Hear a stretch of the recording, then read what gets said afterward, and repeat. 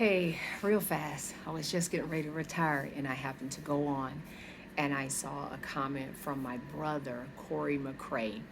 I especially am doing this video for you. So you asked me a question. You said, sis, how do I treat someone who has said to me, I have no compassion for you because of your trauma? You know you deep.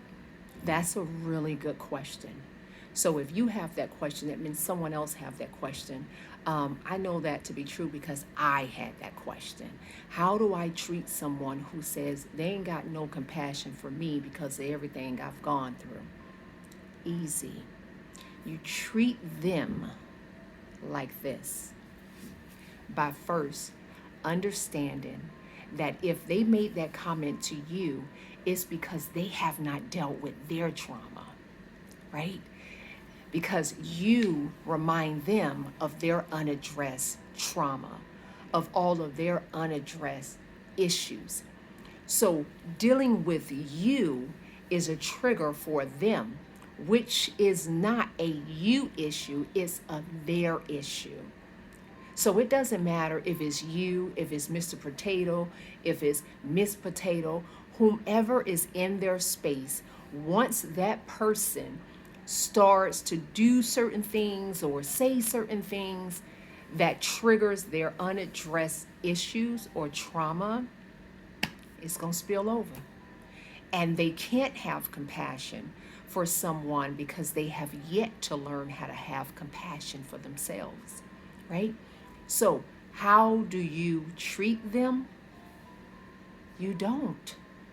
See, to treat someone is to actively do something for them to help them reach a place where they're not hurting or bleeding anymore.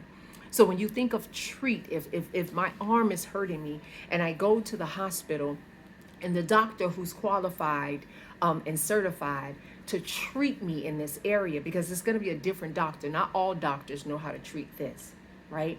It's going to be a specialist.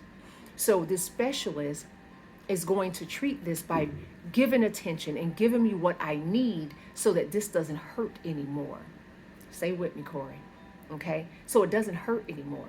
Now, you may not be qualified or certified to treat that person who is struggling with giving what they have yet to give themselves, which is compassion. So if you try to treat them any kind of way, it is going to mentally and spiritually exhaust you.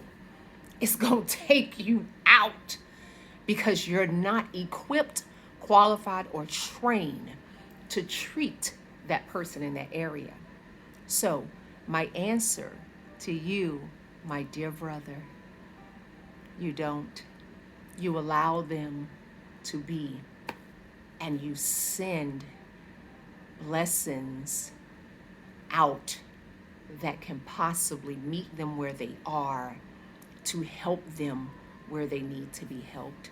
Because if anyone say they don't have compassion for you because of what you've gone through, again, it's because you trigger, you remind them of the unaddressed issues in their own life and they're avoiding it. So to have you around means they have to identify and deal. So to not have you around means that they can continue to avoid. And when a person is operating in avoidant behavior, it feels good for the moment when they avoid. They don't have to feel the unpleasant feelings, right? But it doesn't go anywhere. It doesn't help the problem. So it'll come back. So in the meantime, this is for my brother. But if this speaks to anyone, don't treat them. That's not your area of specialty. Continue to work on self-compassion. Continue to work on giving you love so that you can continue to address your trauma. I hope this makes sense. I love you, Corey. Hey guys, if you're listening and this helped, I am so grateful that it did. Y'all know what we do around these parts. We absolutely 100% stay free.